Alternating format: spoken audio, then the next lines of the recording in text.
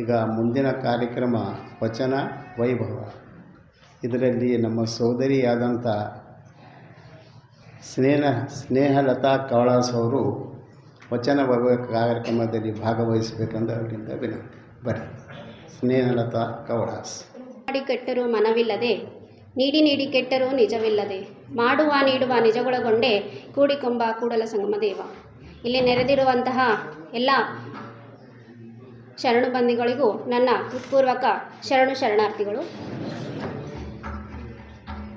ಇವತ್ತು ನಾನು 2 ವಿಷಯದ ಬಗ್ಗೆ ಇಲ್ಲಿ ಚರ್ಚೆ ಮಾಡಲಿಕ್ಕೆ ಬಂದಿದ್ದೇನೆ. ಮೊದಲನೇದಾಗಿ,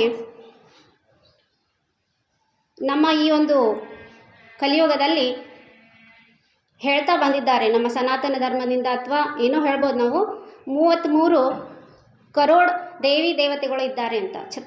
33 ಕರೋಡ್ ದೇವಿ ದೇವತೆಗಳು. ಆದರೆ ಅವ್ರ ಹೆಸರು ಎಲ್ರಿಗೆ ಗೊತ್ತಾ? ದೇವಿ ದೇವತೆಗಳ ಅದಕ್ಕೆ ಅಂತೀವಿ ನಾವು, ಯಾರಿಗೆ ಅಂತೀವಿ? ಅವ್ರದ್ದು ಲಿಸ್ಟ್ ಯಾರ ಹತ್ರ ಅದನ್ನು, ಅಥವಾ ಎಲ್ಲರೂ ಉಪಸ್ಥಿತ ಅದನ್ನು ಬರೆದಿರೋದು ನಮ್ಮ ಗ್ರಂಥಗಳಲ್ಲಾಗಿರ್ಬೋದು ಅಥವಾ ವೇದ ಉಪನಿಷತ್ತುಗಳಲ್ಲಾಗಿರ್ಬೋದು, ಅವರ ಹೆಸರೇನಾದರೂ ಅವ್ರು ಮೆನ್ಷನ್ ಮಾಡಿದಾರಾ? ಯಾಕಂದರೆ ನಮಗೆ ಪ್ರೂಫ್ ಬೇಕು. ಯಾವುದೇ ಒಂದು ಡೌಟ್ ಬಂದರೂ ಅದಕ್ಕೆ ಪ್ರೂಫ್ ಇದ್ದರೆ ಏನಂದರೆ ಅದು ಸಾಲ್ವ್ ಆಗ್ತದೆ ಅಂತ ಅನ್ಕೋತೀವಿ. ಸೊ ಹಾಗಾದರೆ ಇದನ್ನು ಸಾಲ್ವ್ ಮಾಡಿದವರು ಯಾರು? ಎದಕ್ಕಂತೀವಿ ನಾವು 33 ಕರೋಡ್ ದೇವಿ ದೇವತಾ ಅಂಥೇಳಿ? ಯಾರಿಗಂತೀವೋ ಅನ್ನೋದು. ಮೊದಲನೇದಾಗಿ, ನಮ್ಮ ವಿಜಯನಗರದ ಸಾಮ್ರಾಜ್ಯ ನಮಗೆಲ್ರಿಗೂ ಅದು ತಿಳಿದಿದ್ದಿದೆ. ಏನು ಅಂದರೆ, ವಿಜಯನಗರ ಸಾಮ್ರಾಜ್ಯದಲ್ಲಿ ಅಷ್ಟದಿಗ್ಗಜರಿದ್ದರು. 8 ಮಂದಿ ಅಷ್ಟದಿಗ್ಗಜರು, ಅಂದರೆ 8 ಜನ ಬಹಳ ದಿಗ್ಗಜರಾಗಿದ್ರು. ಅವರಿಗೆಲ್ಲ ಒಂದು ಇದರ ನಾಲೆಜ್ ಇತ್ತು. ಎಷ್ಟೇ ಯಾವುದೇ ಕಠಿಣವಾದ ಪ್ರಶ್ನೆಗೆ ಏನಂದರೆ ಅವರು ಸರಳವಾಗಿ ಉತ್ತರ ಕೊಡುವಂಥವರಾಗಿದ್ದರು. ಸೊ ಅದರಲ್ಲಿ ನಮ್ಮ ತೆನಾಲಿ ರಾಮಕೃಷ್ಣ ಅವರು. ಸೊ ಅವರಿಗಿದೆ ಏನಂದರೆ, ನೀನು ಈ ಒಂದು ಅಷ್ಟದಿಗ್ಗಜರ ಒಂದು ಅವರು ಒಂದು ಅಷ್ಟದಿಗ್ಗಜರಲ್ಲಿ ನೀನೊಬ್ಬನ ಆಗಬೇಕು ಅಂದರೆ ನಾನೊಂದು ಪ್ರಶ್ನೆ ಕೇಳ್ತೀನಿ ಅಂಥೇಳಿ ಮಹಾರಾಜರು ಕೇಳ್ತಾರಂತೆ. ಏನು ಅಂದರೆ, 33 ಕರೋಡ್ ದೇವಿ ದೇವತೆಗಳ ನೇಮು ನೀವು ಹೇಳಬೇಕು, ಅವ್ರ ಹೆಸರು ನೀನು ಹೇಳಬೇಕು. ಒಂದು 5 ನಿಮಿಷ ಅವರು ಆಶ್ಚರ್ಯಚಕಿತರಾಗ್ತಾರೆ. 33 ಕರೋಡ್ ದೇವಿ ದೇವತೆ ಅಂದರೆ ಯಾರು? ಅಸಲು ಇಲ್ಲೇ ಇಲ್ಲ ಇದು. ಮೇನ್ ಅಂದ್ರೆ ಅಲ್ಲಿ ಕ್ವಶನೇ ರಾಂಗ್ ಅದಂತ ಅವ್ರು ಹೇಳ್ತಾರೆ. ಅಷ್ಟು ಧೈರ್ಯ ರಾಜರಿಗೆ, ಪ್ರಶ್ನೆನೇ ರಾಂಗ್ ಅಂತ ಹೆಂಗೆ ಹೇಳ್ತಾರೆ ಇವರು? ಯಾರಿಗೂ ಧೈರ್ಯ ಇಲ್ಲ. ರಾಜನಿಗೆ ಉಲ್ಟಾ ಮಾತಾಡೋದಂತೆ ಸಾಧ್ಯನೇ ಇಲ್ಲ, ಹೈಲಿ ಇಂಪಾಸಿಬಲ್. ಆದರೂ ಏನಂದ್ರೆ ಇವರು ನೀವು ಕೇಳಿರೋ ಪ್ರಶ್ನೆನೇ ರಾಂಗ್ ಅದಾರಿ ಅಂತ ಹೇಳ್ತಾರೆ. ಪ್ರಶ್ನೆ ಹೆಂಗೆ ರಾಂಗ್ ಅಂತೀರಿ ನೀವು ಅಂತ ಇವ್ರು ಕೇಳ್ತಾರೆ. ಹಂಗಂದ್ರೆ ಇಲ್ಲಿ 33 ಕರೋಡ್ ಬರಲ್ಲ, 33 ಕೋಟಿ ಬರ್ತದೆ. ಮತ್ತು ಕೋಟಿ ಮತ್ತು ಕರೋಡ್ದಾಗ ಏನು ಫರಕ್ ಅದ? ಆಬ್ವಿಯಸ್ಲಿ, ಯಾಕಂದ್ರೆ ಕರೋಡ್ ಕೋಟಿ ಎರಡು ಒಂದೇ ಅನ್ಕೋತೀವಿ ನಾವು. ಲ್ಯಾಂಗ್ವೇಜ್ ಚೇಂಜ್ ಅಂತ ನಾವು ಅನ್ಕೋತೀವಿ, ಬಟ್ ಅಲ್ಲಿ ಅಲ್ಲ. ಅದು ಎರಡರಲ್ಲೂ ಬಹಳ ವ್ಯತ್ಯಾಸ ಇದೆ. ಕರೋಡ್ ಮತ್ತು ಕ್ರೋರ್, ಕೋಟಿ, ಇದರಲ್ಲಿ ಬಹಳ ವ್ಯತ್ಯಾಸ ಇದೆ ಅಂತ ಅವ್ರು ಹೇಳ್ತಾರೆ. ಯಾವಾಗಂದ್ರೆ ನಮ್ಮ ವೇದಗಳನ್ನು ಟ್ರಾನ್ಸ್ಲೇಟ್ ಮಾಡುವಾಗ, ಬೇರೆ ಭಾಷೆಗಳಲ್ಲಿ ಟ್ರಾನ್ಸ್ಲೇಟ್ ಮಾಡುವವರಂದರೆ ಅದನ್ನು ಬೇರೆ ಲ್ಯಾಂಗ್ವೇಜಲ್ಲೇ ಬರೆಯುವಾಗ ಏನಂದರೆ ಅವರು ಅದು ಅರ್ಥ ಮಾಡ್ಕೋತಾರೆ, ಅವ್ರಿಗೆ ಅದು ಅನ್ನಿಸ್ತದಂತ ಕರೋಡ್ ಮತ್ತು ಕೋಟಿ ಒಂದೇ ಇರಬಹುದು ಅಂಥೇಳಿ. ಸೊ ಆವಾಗ ಏನಂದ್ರೆ ಅದು ಕೋಟಿ ಹೋಗಿ ಕರೋಡ್ ಮಾಡಿದರು. ಓಕೆ, ಇದು ಸಾಲ್ವ್ ಆಯಿತು. ಕರೋಡ್ ಮತ್ತು ಕೋಟಿ ಒಳಗೆ ಡಿಫ್ರೆನ್ಸಸ್ ಅದ ಅಂಥೇಳಿ ಅವ್ರಿಗೆ ಗೊತ್ತಾಯ್ತು. ಬಟ್ ಹಾಗಾದರೆ ಇವ್ರು 33 ಅನ್ನೋದೇನು? ಅದು ಕೋಟಿ ಇರ್ಬೋದು ಅಥವಾ ಕರೋಡ್ ಇರ್ಬೋದು. ಬಟ್ ಇವ್ರು ಏನಂತಾರೆ ಅಂದ್ರೆ ಅದು ಕೋಟಿ, 33 ಕೋಟಿ ದೇವಿ ದೇವತೆಗಳು ಇದ್ದಾರ ಅಂತ ಇವ್ರು ಹೇಳ್ತಾರೆ. 33 ಕೋಟಿ ಅಂದರೆ ಯಾರು? ಇಲ್ಲಿ ಯಾರು ದೇವತೆಗಳ ಹೆಸರು ಬರಲ್ಲ. ನಮ್ಮ ಯೂನಿವರ್ಸಿಟಿ ಅಂದರೆ ನಮ್ಮ ಯೂನಿವರ್ಸ್ ಏನು, ನಮ್ಮ ಜಗತ್ತು ಏನದ, ಸೊ ಅದಲ್ಲೆಲ್ಲ ಮಿಕ್ಸ್ ಮಾಡಿ ಏನಂದ್ರೆ ಇವ್ರು ಸಿಂಪಲಾಗಿ ಆನ್ಸರ್ ಕೊಡ್ತಾರೆ. ಯಾರು? ನಮ್ಮ ತೆನಾಲಿ ರಾಮಕೃಷ್ಣ ಅವರು. ಏನು ಆನ್ಸರ್ ಕೊಡ್ತಾರಂದರೆ, ಅದನ್ನು ಅಂದರೆ ಡಿವೈಡ್ ಮಾಡಿದ್ದಾರೆ. ಒಂದು 8 ಸಪ್ರೇಟ್ ಇದರಲ್ಲಿ ಅವರು ಭಾಗ ಮಾಡಿದ್ದಾರೆ. ಏನು ಅಂದರೆ, ಫಸ್ಟ್ ಆಫ್ ಆಲ್ 8 ವಸು ಅಂತ 8 ವಸುಗಳಿದ್ದಾವೆ. 12 ಆದಿತ್ಯ ಮತ್ತು 11 ರುದ್ರ, 2 ಅಶ್ವಿನಿ ಕುಮಾರ. ಇವರೆಲ್ಲ ಸೇರಿದ್ರೆ 33 ಕೋಟಿ ಆಗ್ತದೆ. 8 + 12 + 11 + 2 ಎಲ್ಲ ಸೇರಿದ್ರೆ 33. ಸೊ 33 ಕೋಟಿ. ಕೋಟಿ ಅನ್ನೋದ್ರೆ ಬೇರೆ ಮೀನಿಂಗ್. ಇಲ್ಲಿ 33 ಕೋಟಿ ದೇವತೆಗಳಂದ್ರೆ ಯಾರು? ವಿಸ್ತಾರವಾಗಿ ಹೇಳಿ ಅಂತ ಮತ್ತೆ ಅಲ್ಲಿ ಮಹಾರಾಜರು ಕೇಳ್ತಾರೆ.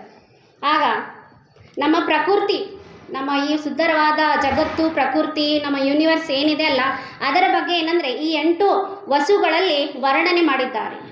ಏನೇನು ಅಂದರೆ ಅನಿಲ, ನಾವೇನು ಉಸಿರಾಡ್ತೀವಿ ಗಾಳಿ, ವಾಯು ಅದು ಒಂದು, ಅಪಸ್ ಅಂದರೆ ನೀರು ಜಲ ನಾವೇನು ಕುಡಿತೀವಿ ಅದು, ದ್ಯೋಸ್ ಅಂದರೆ ಆಕಾಶ, ಅಂತರಿಕ್ಷ, ಆಮೇಲೆ ಧರ ಅಂದರೆ ಭೂಮಿ, ಮತ್ತು ಧ್ರುವತಾರೆಗಳಿದ್ದಾರೆ, ಮತ್ತು ಅನ್ನಲ್ ಅಂದರೆ ಅಗ್ನಿ ಫೈರ್ ಅಂತೀವಿ. ಇನ್ನೊಂದು ಪ್ರಭಾಸ್ ಅಂದರೆ ಅರುಣೋದಯ ಅಥವಾ ಸನ್ರೈಸ್ ಅಂತೀವಿ.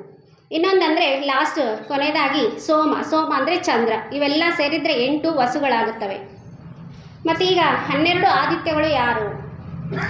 ಅವು ಒಂದು ಸ್ಟೇಜಸ್ ಏನು ಅಂತಂದರೆ ಸಾಮಾನ್ಯವಾಗಿ 12 ಭಾಗಗಳನ್ನಾಗಿ ಮತ್ತು ಇಲ್ಲಿ ವಿಸ್ತಾರ 12 ವಸು ಅಂದರೆ ನಾವು ಇಯರ್ಸ್ 1 ಇಯರಲ್ಲಿ 12 ತಿಂಗಳು ಅಂತೀವಲ್ಲ, ಸೊ ಅದರಲ್ಲ. ಸೊ ಈ 12 ತಿಂಗಳ ಯಾವ ರೂಪದಲ್ಲಿ ಅವರು ಹೇಳ್ತಾ ಇದ್ದಾರೆ ಅಂದರೆ ಶಖ, ನೈತಿತ್ವ, ಅಂಶ್ ಅಂದರೆ ಪಾರ್ಟ್ ಅಥವಾ ಹಿಸ್ಸ ಅಂತೀವಿ ನಾವು ಅಥವಾ ಭಾಗ. ಇನ್ನೊಂದಂದರೆ ಆರ್ಯಮಾನ್ ಅಂದರೆ ಶ್ರೇಷ್ಠತೆ, ಗ್ರೇಟ್ನೆಸ್. ಇನ್ನೊಂದಂದರೆ ಭಗ್ ಅಂದರೆ ಧರೋಹರ ಅಥವಾ ಹೆರಿಟೇಜ್ ಅಂತ ಹೇಳ್ತೀವಿ. ಇನ್ನೊಂದೇನೆಂದರೆ ಧತ್ರಿ ಅಂದರೆ ಅನುಷ್ಠಾನ ಕೌಶಲ. ಆ್ಯಂಡ್ ಇನ್ನೊಂದು ಏನಂದರೆ ವಸ್ತ್ರ ಅಂದರೆ ಶಿಲ್ಪ ಕೌಶಲ್ಯ. ಇನ್ನೊಂದು ಮಿತ್ರ ಅಂದರೆ ಫ್ರೆಂಡ್ಶಿಪ್, ನಾವು ಗೆಳೆತನ ಏನು ಮಾಡ್ಕೋತೀವಿ ಅದು. ಇನ್ನೊಂದು 8ನೇದಾಗಿ ರವಿ ಅಥವಾ ಪುಷನ್, ಸಿಂಬಲ್ ಆಫ್ ಪ್ರಾಸ್ಪೆರಿಟಿ ಅಥವಾ ಸಮೃದ್ಧಿ ಅಂತ ಹೇಳ್ತೀವಿ. ಇನ್ನೊಂದು ಸವಿತ್ರ ಅಥವಾ ಪ್ರಜ್ಜನ್ಯ, ಶಬ್ದದಲ್ಲಿ ಅಡಗಿರುವಂಥ ಒಂದು ಶಕ್ತಿ. ಇನ್ನೊಂದು ಸೂರ್ಯ ಅಥವಾ ವಿವಸನ, ಸಾಮೂಹಿಕ ಕಾನೂನು, ಜಗತ್ತಿನ ಒಂದು ಕಾನೂನು, ಯೂನಿವರ್ಸ್ದು ಏನು ಕಾನೂನಿದೆ ಅದು ಒಂದು. ಆ್ಯಂಡ್ ಇನ್ನೊಂದು ಏನಂದರೆ ವರುಣ ಅಥವಾ ಭಾಗ್ಯ, ಪ್ರಕೃತಿಯ ಒಂದು ಭಾಗ್ಯ. ಮತ್ತು ಕೊನೆಯದಾಗಿ ವಮನ, ಕಾಸ್ಮಸ್ ಅದೇ ಬ್ರಹ್ಮಾಂಡದ ಒಂದು ಕಾನೂನು ಅನ್ನು.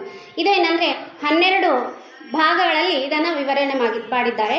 ಮತ್ತು 11 ರುದ್ರ ಅಂದರೆ ಯಾರು? ಶಿವನ ಬಗ್ಗೆ ಇಲ್ಲಿ ವಿಸ್ತಾರವಾಗಿ ಹೇಳ್ತಾ ಇದ್ದಾರೆ. ಅಂದರೆ ಕಪಾಲಿ, ಪಿಂಗಲ, ಭೀಮ, ವಿರೂಪಾಕ್ಷ, ವಿಲೋಹಿತ, ಶಾಸ್ತ, ಅಜಪಾದ, ಅಂಹಿಬೃದ, ಶಂಭು, ಚಂಡ, ಭವ ಅಂತ ಶಿವನಿಗೆ 12 ರೂಪಗಳನ್ನು ಕೊಟ್ಟಿದ್ದಾರೆ. ಇನ್ನೊಂದು ಲಾಸ್ಟ್ ಕೊನೆಯದಾಗಿ 2 ಅಶ್ವಿನಿ ಕುಮಾರರು ಅಂದರೆ ಯಾರು? ಅಶ್ವಿನಿ ಕುಮಾರ್ ಅಂದರೆ ನಾವು ಏನು ಟ್ರೀಟ್ಮೆಂಟ್ ತೊಗೋತೀವಲ್ಲ, ನಮ್ಮ ಹೆಲ್ತ್ ಸಪೋರ್ಟ್ ಮಾಡಲಿಲ್ಲ ಅಂದರೆ ಅಥವಾ ನಮಗೆ ಆರಾಮ್ ತಪ್ಪಿದ್ರೆ ನಾವೇನಾದ್ರು ಟ್ರೀಟ್ಮೆಂಟ್ ತೊಗೋತೀವಿ, ಡಾಕ್ಟರ್ ಅಂತೀವಲ್ಲ. ಸೊ ಇದು ದೇವತೆಗಳಿಗೆ ಹೆಸರು ಕೊಟ್ಟಿದ್ದಾರೆ. ಇಬ್ಬರು ಅಶ್ವಿನಿ ಕುಮಾರರು, ಸೂರ್ಯನ ಪುತ್ರಿಯು. ಸೊ ಇದೆಲ್ಲ ಏನಂದರೆ ಈ ಒಂದು ಯೂನಿವರ್ಸ್ ಅನ್ನೋದು ಈ ರೀತಿ 33 ಕೋಟಿ ದೇವತೆಗಳಾಗಿ ಭಾಗವಹಿಸಿದ್ದಾರೆ. ದೇವತೆಗಳಂದರೆ ನಾವು ಜಪ ಮಾಡಿರೋ, ನಾವು ಪೂಜೆ ಮಾಡೋ, ನಾವು ಆರತಿ ಮಾಡೋಂಥ ದೇವರಲ್ಲ. ಪ್ರಕೃತಿನೇ ಏನನ್ನೇ 33 ಕೋಟಿಗಳಲ್ಲಿ ಭಾಗವಾಗಿ ಅವರು ಹೇಳ್ಕೊಟ್ಟಿದ್ದಾರೆ. ಯಾರು? ನಮ್ಮ ತೆನಾಲಿ ರಾಮಕೃಷ್ಣವರು ಇದನ್ನು ಎಕ್ಸ್ಪ್ಲೇನ್ ಮಾಡ್ತಾ ಇದ್ದಾರೆ. ಬಟ್ ನಮ್ಮ ವೇದ ಉಪನಿಷತ್ತುಗಳಲ್ಲಿ ಇವೆಲ್ಲ ಏನಂದರೆ ಇಷ್ಟು ರೀತಿಯಾಗಿ ನಾವು ವಿಂಗಡಣೆ ಮಾಡಿದ್ದೇವೆ. ಹಾಗಾದರೆ ದೇವತೆಗಳು ಯಾರು? ಅದನ್ನು ನಾವು ಕ್ರಿಯೇಟ್ ಮಾಡಿಕೊಂಡಿರುವಂಥದ್ದು. ಸೊ ಇದೇನೆಂದರೆ ಒಂದು ಸಣ್ಣದಾದಂತಹ ವಿಸ್ತಾರ, ಶಾರ್ಟ್ ಸ್ಟೋರಿ ಅಂತಲೂ ಹೇಳ್ಬೋದು ಅಥವಾ ಎಕ್ಸ್ಪ್ಲನೇಷನ್ ಅಂತಲೂ ಹೇಳ್ಬೋದು. 33 ಕೋಟಿ ಅಂದರೆ ಏನು ಅನ್ನೋದು.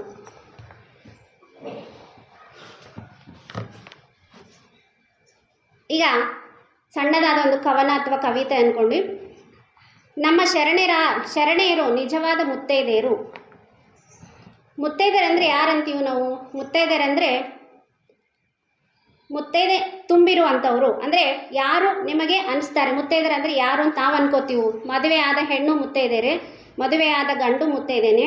ಗಂಡ ಸತ್ತ ಮೇಲೆ ಹೆಂಡತಿಗೆ ವಿಧವೆ ಎಂಬ ಪಟ್ಟ ಕಟ್ಟುವಿರಿ, ಹೆಂಡತಿ ಸತ್ತ ಮೇಲೆ ಗಂಡಿಗೆ ವಿದುರನೆಂಬ ಪಟ್ಟ ಕಟ್ಟುವಿರಿ. ಇದು ಕಾರಣ ಅವರು ಮುತ್ತೈದರಲ್ಲ. ನಿಜವಾದ ಮುತ್ತೈದರು ಯಾರೆಂದರೆ ತಮ್ಮೊಳಗೆ ತಾವು ಗುರುವ ಕಂಡು, ಲಿಂಗವ ಕಂಡು, ಜಂಗಮವ ಕಂಡು, ಪಾದೋದಕ ಪ್ರಸಾದವ ಕಂಡು, ಶರಣ ಸತಿಯಿಂದ ಲಿಂಗಪತಿಯಾಗಿ ಈ ಎರಡರಿಂದ ಒಂದಾಗಿ ತೋರಿಸಿ ಅಧ್ಯಾತ್ಮ ಸಂಸಾರದ ನಡೆಸಿ ನಿಜ ಪದವಿಯನ್ನು ಪಡೆದು ಅಮರತ್ವ ಸಾಧಿಸಿದ ನಮ್ಮ ಬಸವಾದಿ ಶರಣೀಯರೇ ನಿಜವಾದ ಪರಮ ಮುತ್ತೈದೆರೆಂದು ಇಲ್ಲಿ ಹೇಳ್ತಾರೆ.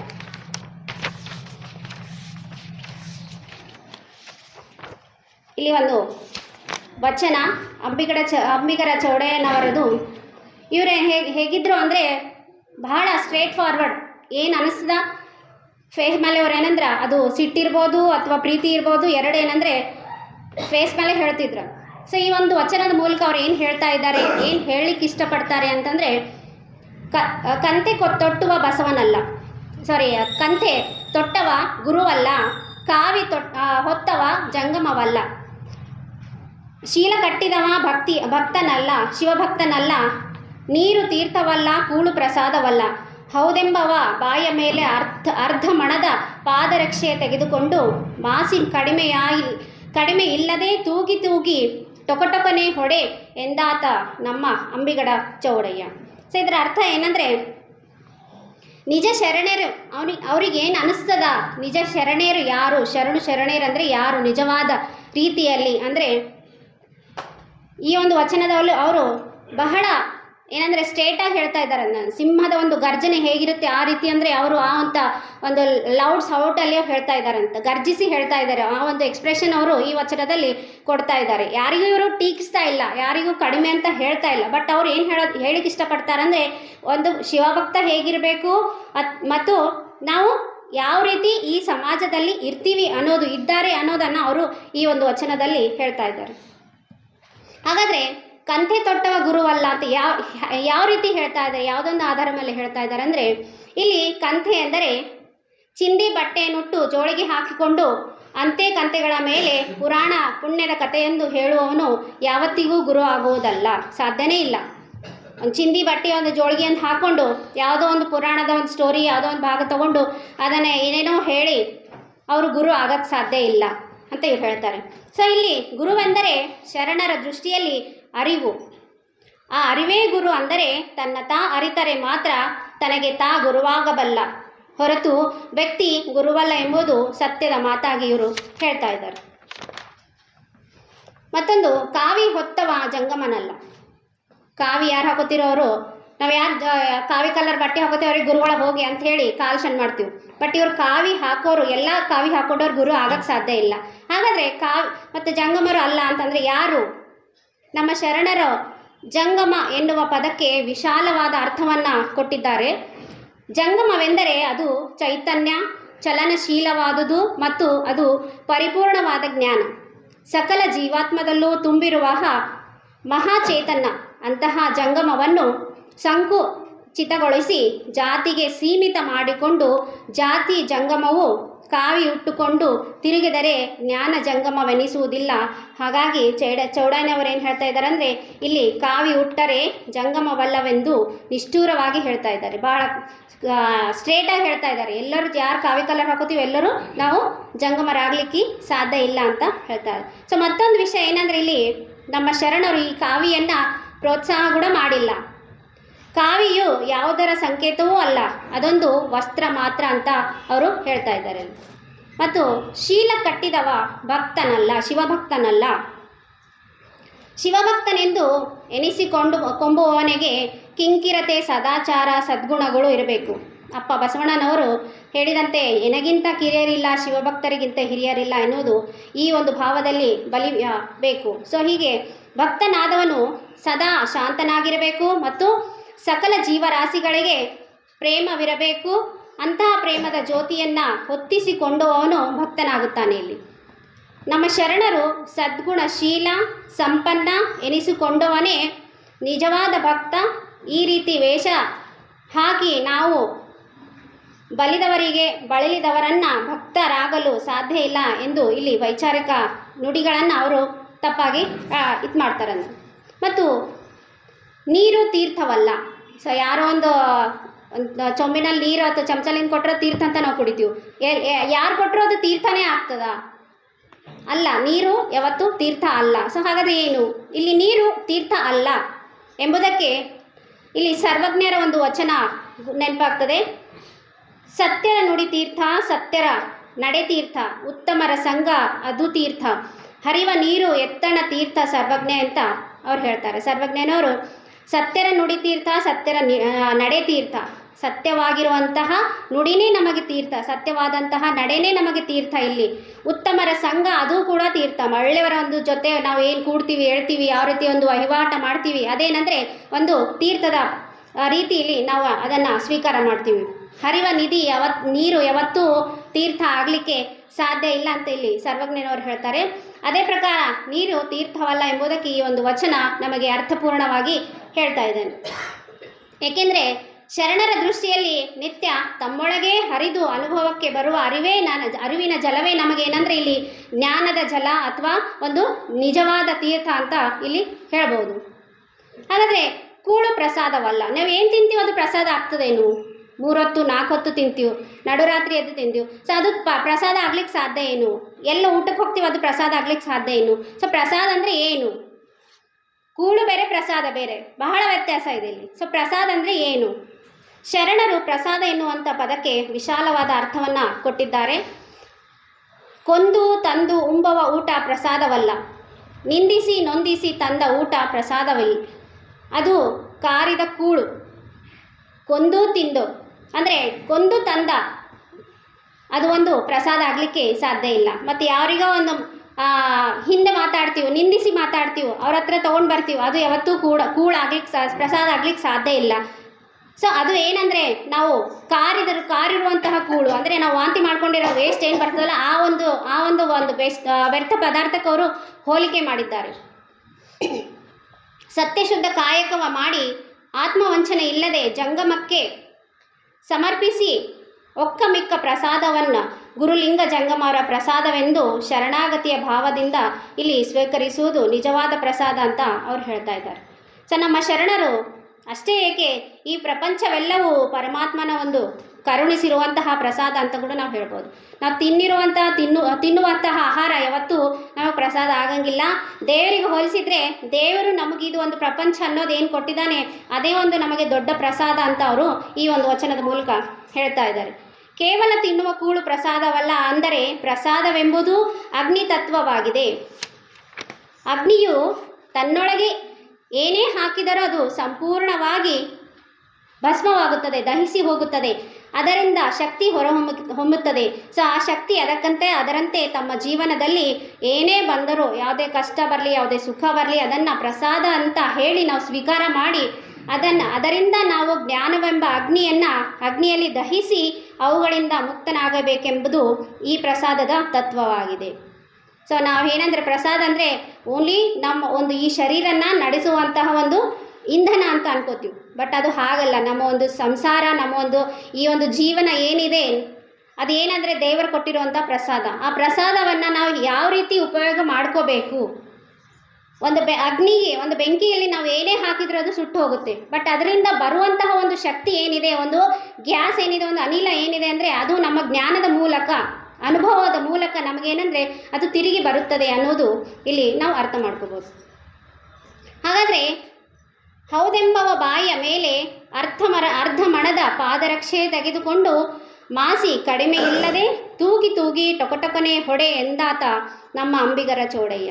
ಸೊ ಕೊನೆಯದಾಗಿ ಅವ್ರೇನು ಹೇಳ್ತಾರೆ ಅಂದರೆ, ಇಷ್ಟೆಲ್ಲ ಹೇಳಿದರೂ ಸಹಿತ ಕಂತೆ ತೊಟ್ಟವನೇ ಗುರು, ಕಾವಿಯನ್ನು ಉಟ್ಟವನೇ ಜಂಗಮ, ಶೀಲ ಕಟ್ಟಿದವನೇ ಭಕ್ತ, ನೀರೇ ತೀರ್ಥ, ಕೂಳೆ ಪ್ರಸಾದ ಎನ್ನುವವರ ಬಾಯ ಮೇಲೆ ತೂಕದ ಅರ್ಥ ಪ್ರಮಾಣದಷ್ಟು 8 ಗುಂಜಿಯಷ್ಟು ಕಡಿಮೆಯಾಗದಂತೆ ಅಷ್ಟೂ ತೂಕದ ಚಪ್ಪಲಿ ತೆಗೆದುಕೊಂಡು ಕುಂಟಿ ನಡೆಯುವಂತೆ ಹೊಡೆಯಬೇಕು ಎನ್ನುತ್ತಾರೆ. ಸೊ ಅವರು ಎಷ್ಟು ನಿಷ್ಠೂರವಾಗಿ, ಎಷ್ಟು ಒಂದು ಧೈರ್ಯದ ಮೂಲಕ ಹೇಳ್ತಾ ಇದ್ದಾರೆ ಅಂದರೆ, ಇಷ್ಟೆಲ್ಲ ಅರ್ಥದಿಂದ ಹೇಳಿದರೂ ಕೂಡ ನೀವು ಕಂತೆ ಕಟ್ಟುವವನಿಗೆ ಗುರು ಅಂತೀವಿ, ಹುಟ್ಟವನಿಗೆ ಜಂಗಮ ಅಂತೀವಿ, ಕೂಳಿಗೆ ಪ್ರಸಾದ ಅಂತೀವಿ, ಜಲಕ್ಕೆ ತೀರ್ಥ ಅಂತೀವಿ. ಅಂದರೆ ಏನು ಮಾಡಬೇಕು ಅಂದರೆ ಒಂದು 8 ಗುಂಜಿಯಷ್ಟು ಕೂಡ ಕಡಿಮೆ ಆಗದಂತೆ ಅಷ್ಟು ತೂಕದ ಈಕ್ವಲ್ ಆಗಿರುವಂಥ ಒಂದು ವೇಟ್ನ ತೊಗೊಂಡು ಏನಂದರೆ ಚಪ್ಪಲಿಂದ ಹೊಡಿಬೇಕು ಅಂತವರಿಗೆ, ಅಂದರೆ ಅರ್ಥ ಮಾಡ್ಕೊಳ್ಳಾರ್ದವರಿಗೆ ಅಂತ ಇವರು ಹೇಳ್ತಾ ಇದ್ದಾರೆ. ಅಷ್ಟು ಒಂದು ಅವರು ಯಾರಿಗೂ ಹೆದರದೆ, ಏನಂದರೆ ಒಂದು ಸಮಾಜಕ್ಕೆ ಹೆದರದೆ ಅವ್ರಿಗೆ ಏನು ಅನಿಸ್ತದೆ ಅವರು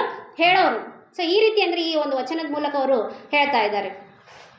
ಸೊ ನಮ್ಮ ವೀರ ಗಣಚಾರಿ ಅಂಬಿಗರ ಚೌಡಯ್ಯನವರು ನಿಜ ಶರಣರು ಹೇಳಿದಂತೆ ಅದರ ಹಿಂದಿನ ಅರ್ಥವನ್ನು ಸರಿಯಾಗಿ ತಿಳಿದುಕೊಳ್ಳದೆ ತಪ್ಪಾಗಿ ಗ್ರಹಿಸಿಕೊಂಡು ಬಾಹ್ಯದ ವೇಷಧಾರಿಗಳಿಗೆ ಇಂದು ಹೆಚ್ಚು ಒತ್ತು ಕೊಡುತ್ತಿರುವುದು ದೊಡ್ಡ ದುರಂತ ಎನಿಸಿದೆ. ಅಂದರೆ ಏನಂತಾರೆ ಅಂದರೆ, ಇವರು ಅಂಬಿಗರ ಚೌಡಯ್ಯ ಏನು ಹೇಳ್ತಾ ಇದ್ದಾರೆ ಅಂದರೆ, ಒಂದು ಇಂಟರ್ನಲ್ ಅಂದರೆ ನಮ್ಮ ಮನಸ್ಸನ್ನು ನಾವು ಅರ್ಥ ಮಾಡ್ಕೋತಾ ಇದ್ದಿಲ್ಲ. ನಾವು ಬಾಹ್ಯದ ಒಂದು ಅಂದರೆ ನಮ್ಮ ದೇಹದ ಒಂದು ಸೌಂದರ್ಯನ ನೋಡ್ತೀವಿ, ನಾವು ಯಾವ ರೀತಿ ಅವರು ವೇಷ ಮಾಡ್ಕೋತಾ ಇದ್ದಾರೆ, ಯಾವ ರೀತಿ ಅವರು ಹೇಳ್ತಾ ಇದ್ದಾರೆ ಅದನ್ನು ನಾವು ಅಟ್ರ್ಯಾಕ್ಟ್ ಆಗ್ತೀವಿ ವಿನಃ ಅವರ ಒಂದು ಜ್ಞಾನಕ್ಕೆ ನಾವು ಉಂಗ್ತಾ ಇಲ್ಲ.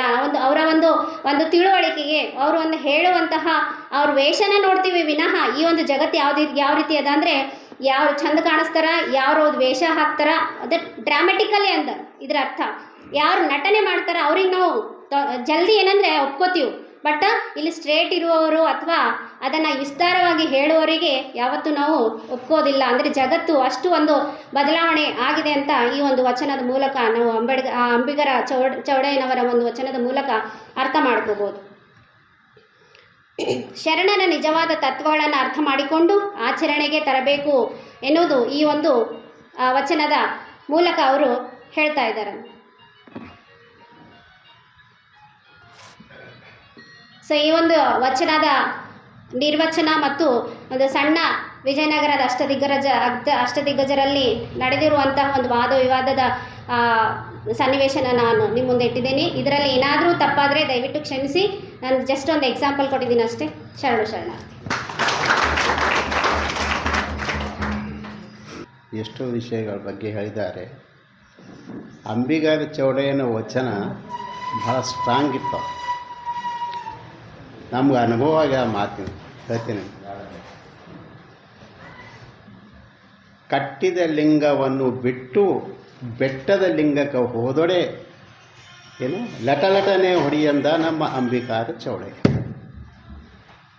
ಯಾರು ಕಟ್ಟಿದ ಲಿಂಗ ಅದ ಆ ಲಿಂಗ ಬಿಟ್ಟು ಏನು ಮಂದಿರ ಫಿಂದಿರಿಕೆಲ್ಲ ಹೊಯ್ದಿರಿ ಅಂಥವ್ರು ನೋಡಿ ಲಟಲಟನೆ ಹೊಡಿಯಂದ ನಮ್ಮ ಅಂಬಿಗಾರ ಚೌಡಯ್ಯ. ನಾಂಬಲ್ಲ ಹೊಂಟಿ ನಮ್ಮ ಅಂಬಿಗಾರ ಚೌಡಯ್ಯ ಅಂದ. ನಿಮ್ಮ ಹೆಣ್ಮಕ್ಳಿಗೆ ಹೇಳ್ತೀನಿ, ಮತ್ತು ನಾನು ಹೇಳ್ತೀನಿ ಅಂತ ಅಂದಿರಿಗೆ. ಆದ್ರೆ ಈ ವಿಷಯ ಏನಾಗ್ಯದಂದ್ರೆ ನಮ್ಮ ಶೆಟ್ಕಾರ್ ಘಾಳೆಪ್ಪ ಅವ್ರದ್ದು ಒಂದು ಸ್ಮರಣೋತ್ಸವ ಪುಸ್ತಕ ತೆಗೆದೇವು ನಾವು. ಅವ್ರ ವಿಷಯದ ಮರಳಪ್ಪರ ಅಧ್ಯಕ್ಷ ಇದ್ದರು. ಅದರ ವಚನ ಸಾಹಿತ್ಯದ ಆ ಪುಸ್ತಕದಾಗ ಏನಂದ್ರೆ ಈ ವಿಷಯ ಬರ್ತಿದ್ದವು. ಕಟ್ಟಿದ ಲಿಂಗವನ್ನು ಬಿಟ್ಟು ಬೆಟ್ಟದ ಲಿಂಗಕ್ಕೆ ಹೋದರೆ ಲಟಲಟನೆ ಹೊಡಿ ಅಂದ ನಮ್ಮ ಅಂಬಿಗಾರ ಚೌಡಯ್ಯ. ಆಗ ಇಲ್ಲಿನ ಬ್ರಾಚಾಯ ಸ್ವಾಮಿಯವರು ಬರ್ತಿರು ಎದಕ್ಕೆ ಪ್ರವಚನ ಹೇಳಕ್ಕೆ. ಬಂದ್ರೆ ಸ್ವಲ್ಪ ಅವರಿಗೆ ನಮ್ಗೆ ಸ್ವಲ್ಪ ಜರ ವಿಚಾರ ಮತಭೇದ ಇರ್ತಿತ್ತು. ಅವ್ರು ನಮ್ಗೆ ಗುರು ಮಾಡ್ಕೋರಿ ಅಂತಿರು. ಆದರೆ ಯಾರು ಅವ್ರಿಗೆ ಗುರು ಮಾಡ್ಕೊಳಕ್ಕೆ ತಯಾರಿರ್ತಿಲ್ಲ. 1 ವರ್ಷ 1.5 ವರ್ಷ ಹೇಳ್ಯಾರ. ಆದರೆ ಅವರು ಅದಕ್ಕೆ ಉಪಯೋಗ ಮಾಡ್ಕೊಂಡು ಏನು ಮಾಡ್ಯಾರ ಅಂದ್ರೆ ಜ್ಯೋತಿ ಟ್ರಾನ್ಸ್ಫರ್ ವೆಂಕಟೇಶ್ ಬಳಿ ಕೂಡ್ತಿರೋ. ಅವ್ರು ಏನು ಮಾಡಿದ್ರಂದ್ರೆ ಇವರೆಲ್ಲ ಏನಲ್ಲ ಈ ದೇವ್ರುಗಳಿಗೆ ಏನಲ್ಲ ಬಯಲತ್ತರ, ದೇವ್ರ ಗುಡಿಗೆ ಹೋದ್ರೆ ಚಪ್ಪಿ ತೊಗೊಂಡು ಹೊಡಿ ಅಂತಂದಾರ. ಇಂಥ ವಚನಗಳು ಏನಾರ ಇವ್ರು ಹಾಕ್ಯಾರ ಲಿಂಗಾಯ ಸಮಾಜದವರು ಅಂದ್ರೆ ನಮ್ಗೆ ವಕೀಲಿಂದ ಒಂದು ನೋಟಿಸ್ ಕಳ್ಸ್ಯಾರ. ನಮ್ಮ ಸಮಾಜಕ್ಕೆ ವಕೀಲಿಂದ ನೋಟಿಸ್ ಕಳ್ಸ್ಯಾರ. ಇದು ಭಾಳ ಮಂದಿಗೆ ಗೊತ್ತಿಲ್ಲ. ನೋಟಿಸ್ ಏನು ಕಳ್ಸ್ಯಾರಂದ್ರೆ ಒಂದು ಪರಂಪರೆ ಅದ, ಅದಕ್ಕೆ ನೀವೇನಲ್ಲ ಇದು ಮಾಡ್ಲತ್ತೀರಿ, ಅದು ನಡೆದದ, ಅದಕ್ಕೆ ನೀವೇನದ ಪುಸ್ತಕದಾಗ ಪ್ರಿಂಟ್ ಮಾಡಿ ಏನದ ಲಿಂಗಾಯ ಸಮಾಜದವ್ರು ಬೇಕಂತ ಏನದಲ್ಲ ಮಂದಿರಗಳಿಗೆಲ್ಲ ಏನದಲ್ಲ ನೀವು ಹೀನ ಸ್ಥಿತಿಲಿ ನೋಡ್ಲತ್ತೀರಿ, ನಿಮ್ಗೆ ಅದು ಏನು ಅಧಿಕಾರ ಅಂತ. ಆದರೆ ವಕೀಲಿನ ನೋಟಿಸ್ ಬಂತು, ಭಾಳ ಪರೇಶಾನ ಆದೀವಿ ನಾವು. ಮಳಪ್ಪ ನಾವು ಸೋಮಶೇಖರ್ ಪಾಟೀಲರು ಭಾಳ ಪರೇಶಾನ ಆದ್ರಿ. ಯಾಕಂದ್ರೆ ಅವರೇ ಆದ್ರೆ ಸಂಪಾದಕರು. ನಾನು ನೌಕರಿ ಆದ್ರಿ ಹ್ಯಾಂಗೆ ಮಾಡ್ಬೇಕಂತಲತ್ತರು. ಆದರೆ ಇಂಥ ಒಂದು ಸಂಬಂಧದಲ್ಲಿ ಏನು ಮಾಡಿದೆವು ಅಂದ್ರೆ ನಾವು ಇದಕ್ಕೆ ಏನು ಮಾಡಬೇಕು. ಅವ್ರ ಪ್ರಚಾರ ಭಾಳ ನಡೀತು ನಮ್ಮ ಖಿಲಾಫ್, ಆ ಪುಸ್ತಕ ಖಿಲಾಫ್. ಆದ್ರೆ ಅಷ್ಟಿಗೆ ನಮ್ಮ ಮಳ್ಳಪ್ಪ ಶೆಟ್ಕಾರ್ ಜರ ಹುಷಾರು ಮನುಷ್ಯರು. ನಮ್ಮಲ್ಲಿ ಎಲ್ಲ ಕುಲದವ್ರಿಗೆ ಸಮಾಜದವ್ರಿಗೆ ಇಲ್ಲಿ ಕರೆಸಿದ್ರು ಅನುಭವ ಮಂಟಪದಾಗ. ಒಂದಿನ ಇದೇ ಪ್ರೋಗ್ರಾಮ್ ಸಲೇಕ ಬಹಸ್ ಮಾಡಿದ ಸಲೇಕ ಎಲ್ಲರಿಗೆ ಕರೆಸಿದ್ರು. ಬ್ರಾಹ್ಮಣರಿಗೆ ಕರೆಸಿದೆವು, ತುರ್ಕರಿಗೆ ಕರೆಸಿದೆವು, ಬಯಸಿದವ್ರಿಗೆ ಕರೆಸಿದೆವು, ಮಾರವಾಡ್ರಿಗೆ ಕರೆಸಿದೆವು. ಎಲ್ಲರೂ ಬಂದು ಈ ವಿಷಯದಾಗ ಏನದರ ನಾವರ ಏನದರ ನಮ್ಮದು ಕ್ಲಾರಿಫಿಕೇಷನ್ ಏನದ, ನಾವು ಯಾಕೆ ಬರ್ತಿದ್ದೆವು ಅಂಬೋದು ನಾವೇನಂದ್ರೆ ವಚನ ಸಾಹಿತ್ಯದ ಏನದ ಅದು ಹವಾಲ್ತ ಕೊಟ್ಟೆಲ್ಲ ಹೇಳಿ ನಾವು ಹೇಳಿದೆವಪ್ಪ. ಇದು ಬರ್ತಿದ್ದದ ಅಂಬಿಗಾರ ಚೌಡಯ್ಯ ಅಂತ ಒಬ್ಬ ಶರಣನ ಅವನು ಬರ್ದಾನ, ಅವನು ಬರ್ತಿದ್ದೆ ನಾವು ಬರ್ದೇವು, ನಮ್ಮ ಕಡೆಯಿಂದ ಏನು ಬರ್ದಿಲ್ಲ ಅಂತಂತ ಹೇಳಿದ್ರು. ಅವರೆಲ್ಲ ತನ್ನ ವಿಚಾರ ಹೇಳಿದ್ರು. ಹೌದಪ್ಪ ನಾವು ಭೀ ಒಪ್ತೇವೆ, ದೇವ್ರು ಒಬ್ಬನೇ ಅನ್ನಂತ ನಾವು ಭೀ ಒಪ್ತೇವೆ. ಕಡೆ ಒಂದು ಪರಂಪರೆ ಬಂದದ ಏನು ಮಾಡಬೇಕು, ಅದಕ್ಕೆ ನಮ್ಗೆ ಬಿಡ್ಲಕ್ಕೆ ಬರಲ್ದು. ಕಡೆಗೆ ಇದೇ ಯಾಕೆ ವಚನ ಬರ್ತೀನಿ ಮತ್ತು ಬೇರೆ ಬರೆದಿತ್ತು ಅಂತಂದ್ರೆ ಅದು ಬರೆದಿದ್ದ ವಿಷಯದ ಏನಾಯ್ತು ಅಂದರೆ ಅದು ಹಾಗೆ ಆಯಿತು. ಅವರಿಗೆಲ್ಲ ಸಮಜಾಯಿಸಿದ್ರು, ಅವ್ರು ತಿಳ್ಕೊಂಡು ಹೋದರು. ಆದರೆ ವಕೀಲಿಂದ ನೋಟಿಸ್ ಬಂತು ನಮ್ಗೆ, ನೀವು ಜವಾಬ್ 15 ದಿನದಾಗ ಕೊಡಬೇಕು, ಇಲ್ಲ ಕೋರ್ಟಿಗೆ ಬರ್ಬೇಕಂತ. ಏನು ಮಾಡ್ಬೇಕು ಮುಷ್ಕಿಲ್ ಬಂತಿಲ್ಲ. ಆಖರಿಗೆ ಏನು ಮಾಡಿದೆವು ಅಂದರೆ ಇದು ಎಲ್ಲಿ ದೇವರು ಒಬ್ಬನೇ ಹಣ ಅಂತ ಒಂದು ಪ್ರೂಫ್ ಬೇಕಲ್ಲ. ನಮ್ಮದು ಇದ್ರದಾಗಾರ ಸಾಹಿತ್ಯ ನಮ್ಮ ವಚನಗಳದ ಯಾರು ಒಪ್ಪನ ಹೊಂಟಾರ, ಕಡೆಗೆ ಬೇರೆ ಸಾಹಿತ್ಯದಾಗ ಬೇಕಲ್ಲ. ಆದರೆ ಇಂಥ ವೇದ, ಋಗ್ವೇದ, ಉಪನಿಷದ ಅವೆಲ್ಲ ಪುಸ್ತಕಗಳು ಏನು ಮಾಡಿದೆವು ಅಂದ್ರೆ ಆರ್ಯ ಸಮಾಜದವ್ರು ಬಲಿಕ್ಕೆ ಹೋದೆವು ನಾವು. ಯಾಕಂದ್ರೆ ದೇವರು ಒಬ್ಬನೇ ಹಣ ಅಂತ ಓಂ ರೂಪಕ್ಕೆ ಹೋಗ್ತಾರೆ. ಆದರೆ ಅವರು ಪರಿಪೂರ್ಣ ಋಗ್ವೇದ, ವೇದ, ಉಪನಿಷದ ಅವರು ಹುಷಾರು ಯಾರೂ ಇಲ್ಲ, ಯಾವ ಬ್ರಾಹ್ಮಣರಿಲ್ಲ, ಯಾರಿಲ್ಲ. ನಿಮ್ಮ ಕಥೆನ ಅಲ್ಲಿ ಹೋಗಿ ಅವು ಎಲ್ಲ ನೋಡಿ ಆಖರಿಗೆ ಏನು ಮಾಡಿದ್ವು, ಒಂದು ಪುಸ್ತಕ ಸಿಕ್ತು ಅರೋಗ ಏನ ಭಗವಾನ್ ಕಾ ಸ್ವರೂಪ್ ಏಕ್ ಹೈ ಅಂತ ಒಂದು ಪುಸ್ತಕ ಸಿಕ್ತು. ಆ ಪುಸ್ತಕದಾಗ ಏನದ ಅಂದ್ರೆ ವೇದಗಳದಾಗ ದೇವರು ಒಬ್ಬನೇ ಹಣ ಅಂತಂದು ಬರ್ದು ವೇದಶಾಸ್ತ್ರದಾಗ ಏನದ ಋಗ್ವೇದ, ಉಪನಿಷತ್ತು, ಸಾಮವೇದ ಅದರ ಎಲ್ಲ ವೇದಗಳದ್ದು ಏನದ ಒಂದು ಉದಾಹರಣೆ ಕೊಟ್ಟು ಬರ್ತಾರೆ. ಈ ವೇದದಾಗ ಈ ಖಂಡದಾಗ ಇದದ, ಈ ಶ್ಲೋಕದಾಗ ಇದದ, ಈ ಶ್ಲೋಕದಾಗ ಇದ ಉದಾಹರಣೆ ಕೊಟ್ಟು ಬಂದ್ರೆ ಆ ಪುಸ್ತಕ ಸಿಕ್ತು ನಮ್ಗೆ. ಆ ಪುಸ್ತಕ ಸಿಕ್ಕ ಮ್ಯಾಕೆ ಏನು ಮಾಡ್ದೆ, ಅದರದೇ ತೊಗೊಂಡು ಆಧಾರ ತೊಗೊಂಡು ನಾವೊಂದು ವಕೀಲಿನ ಮಾತಾಡಿ ಅದರ ಆಧಾರದಿಂದ ಪುಸ್ತಕಗಳದು ಆಧಾರದಿಂದ ಮತ್ತು ಯಾವ ಸಂಖ್ಯೆದಾಗ, ಯಾವ ಖಂಡದಾಗ ಅದ, ಯಾವ ಅಧ್ಯಾಯದಾಗ ಅದ ಪೇಜ್ ಸಹಿತ ಬರ್ದೇನಲ್ಲ ಅವ್ರಿಗೆ ಅದ್ರ ಉತ್ತರ ಕೊಟ್ಟಿದ್ದೆವು. ಹಾಗೆ ಪ್ರತ್ಯುತ್ತರ ಬಂದಿಲ್ಲ ಅವ್ರು ರಾಚಯ್ಯ ಸ್ವಾಮಿಯವ್ರದ್ದು ಆಗಲಿ ಬೇರೆ ಬ್ರಾಹ್ಮಣದ ಪ್ರತ್ಯುತ್ತರ ಬಂದಿಲ್ಲ. ಯಾಕಂದ್ರೆ ಅಲ್ಲಿ ಸ್ಥಾನ ಇಲ್ಲೇ ಇಲ್ಲ ಅವ್ರಿಗೆ. ಎಲ್ಲಿ ವೇದಾಗೆ ಒಬ್ಬನೇ ದೇವ್ರ ಹಾನ ಮ್ಯಾಕೆ ಇಲ್ಲಿ ಸ್ಥಾನ ಇಲ್ಲದ ನಿಮ್ಗೆ, ಮತ್ತು ಬೇರೆ ಕಡೆ ಎಲ್ಲಿ ಸ್ಥಾನ ಅದ ನಡು ಹುಟ್ಟಿದು ಪ್ರತ್ಯುತ್ತರ ಕೊಟ್ಟಿಲ್ಲ. ಪ್ರತ್ಯುತ್ತರ ಕೊಡೋದು ಅಲ್ಲಿಗೆ ಅದು ಕ್ಲೋಸ್ ಆಯಿತು. ಆಗ ಹೇಳಿದ್ದೀನಿ ಅದು ನಮ್ಮ ರಾಚಯ್ಯ ಸ್ವಾಮೀಜಿ ನಮ್ಮಿಂದ ದೂರ ಆಗ್ಯಾರ. ಅಂದರೆ ಮತ್ತೆ ಹಿಂಸರಿ ಅವ್ರು ಕರೆದು ಕಾಂಪ್ರಮೈಸ್ ಮಾಡಿ ಏನೋ ಮಾಡಿ ಕುಂತೀವಿ. ಆಗ್ಯದ ನಾವರ ಬರ್ದಿದ್ದಿಲ್ಲ, ನಮ್ದು ಏನೂ ತಪ್ಪಿಲ್ಲ, ಈಗ ನಿಮ್ಗೆ ದೇವ್ರು ಒಬ್ಬನೇ ಅಂತ ಪ್ರೂಫ್ ತೋರ್ಸತ್ತಿದ್ದು. ಇದ್ರ ಮೇಲೆ ನೀವು ಕೇಸ್ ಮಾಡ್ತೀರಿ ಮಾಡಿರಿ. ಆ ಕಡೆ ಲಕ್ಷ್ಮಣಿ ವಕೀಲಿದ್ರು ಆ ಕಡೆ. ಆದರೆ ಏನು ಮಾಡ್ತೀರಿ ಮಾಡಿರಿ ಅಂದ್ರೆ ಆ ಕಡೆ ಅದಕ್ಕೆ ಏನಿಲ್ಲ ಕಾಂಪ್ರಮೈಸ್ ಇದೆ. ಆಗ್ಯದ ಹೋಗ್ಯದ ಅಂಬತ್ತು ಸಲಕ. ಈ ರಾಚಯ್ಯ ಸ್ವಾಮಿ ಭಾಳ ಹುಷಾರು ಮನುಷ್ಯ, ಏನೋ ಹೋಗ್ಯದ ಅಂಬತ್ತು ಸಲಕ ಅದು ಅಲ್ಲಿಗೆ ಮುಗಿಸ್ತೀವಿ. ಒಂದು ಅಂಬಿಗಾರ ಚೌಡನ ವಚನ ಹೇಳಿ ಸಲಕಮ್ಮ, ಅದು ಭಾಳ ಖಡಕ್ ವಚನ. ಅವನು ನಿಮ್ಗೆ ಹೇಳ್ತೀನಿ, ಭಾಳ ಖಡಕ್. ಯಾರಿಗೆ ಮುರವತೆ ಕಲ್ ಅಂತೇಳಿ ಅಂಥ ವಚನ ಅಂಬಿಗಾರ ಚೌಡಯ್ಯ. ಅವನ ವಿಷಯ ಹೇಳಿ ಸಲಕ್ಕೆ ನನಗೆ ನೆನಪು ಬಂತು. ಆ ವಿಷಯ ಎಲ್ಲರಿಗೂ ತಿಳಿಸಲಿಕ್ಕೆ ನಾನು ಹೇಳೀನಿ. ಆದ್ರೆ ಇದು ಒಂದು ತಾವೇನು ಹೇಳಿರಿ ಅವೆಲ್ಲ ಭಾಳ 4-5 ವಿಷಯದ ಬಗ್ಗೆ ಹೇಳೋದಷ್ಟು ಏನಿಲ್ಲ, ಪರವಾಗಿಲ್ಲ, ಟೀಕೆ ಹೇಳಿರಿ. ತಮಗೆ ಧನ್ಯವಾದ. ಈಗ